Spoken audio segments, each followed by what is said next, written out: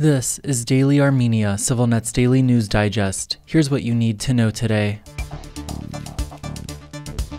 A senior Azerbaijani official has appeared to cast doubt on his country's willingness to engage in Western-mediated peace talks with Armenia, amid what seems to be a widening gulf between Yerevan and Baku over competing European and Russian-led negotiation tracks. Armenia must understand that the roots and seeds of peace are not in Washington, Brussels, or Paris, but here in the region, Hikmet Hajiyev, Azerbaijani President Ilham Aliyev's foreign policy advisor, told reporters today. Yerevan did not immediately respond to the remarks, which marked one of the clearest indications yet from Baku that Azerbaijan is no longer willing to engage in Western-led peace negotiations. Since last month, Aliyev and his top diplomat have snubbed 3 rounds of scheduled peace talks in Grenada, Brussels, and Washington, charging that France and the United States are biased in Armenia's favor and can no longer be considered neutral mediators. After Azerbaijan's lightning offensive against Nagorno-Karabakh in September, Paris signed a historic weapons deal with Yerevan, while Washington insisted there's no chance of business as usual with Baku. Meanwhile, Armenia's relations with Russia, its traditional arms dealer and security guarantor, have worsened sharply in recent months, with anger and frustration mounting in Yerevan over Moscow's unwillingness or inability to come to Armenia's defense in line with its treaty obligations. Since the 2020 Nagorno-Karabakh war, the European Union, with US support, has coordinated one track of Armenia-Azerbaijan peace talks, while Russia has overseen a separate track. So far, neither has made any discernible progress toward a peace deal. Despite Hajiyev's comments, Brussels and Washington have in recent days each reiterated they are ready to host negotiators from Armenia and Azerbaijan for further talks. In related news, Armenia's foreign ministry today confirmed it had relayed to Azerbaijan its latest peace treaty proposal. There was no immediate reaction from Baku, and no other information was made immediately available.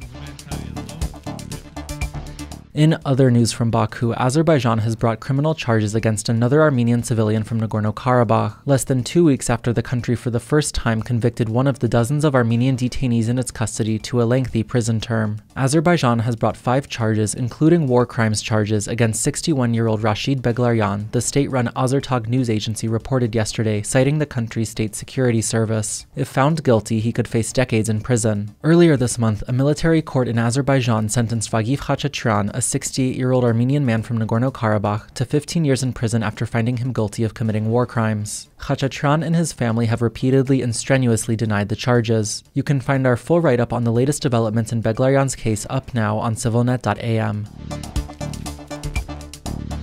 In an exclusive statement to CivilNet, Armenia's foreign ministry today accused Azerbaijan of repeatedly violating the Russia-brokered ceasefire declaration that ended the 2020 Nagorno-Karabakh war, but would not say if it still considered the ceasefire to be in force. The Azerbaijani side has repeatedly and fundamentally violated the tripartite statement of November 9, 2020, the ministry told us, citing Azerbaijan's lightning offensive and subsequent ethnic cleansing of Nagorno-Karabakh in September, its more than 9-month blockade of the sole road connecting Armenia and Nagorno-Karabakh prior to that, and its unprecedented attack on Armenia last September. The ministry did not, however, address our request for comment on if it still considers the ceasefire to be in force.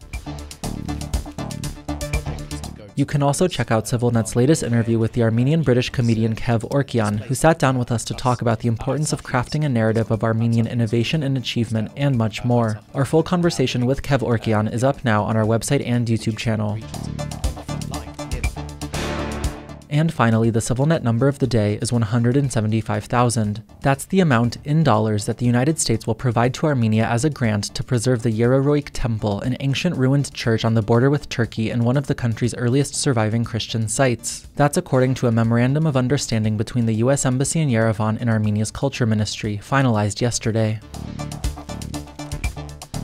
And as always, please follow CivilNet for the latest news and independent reporting from our contributors on the ground here in Armenia.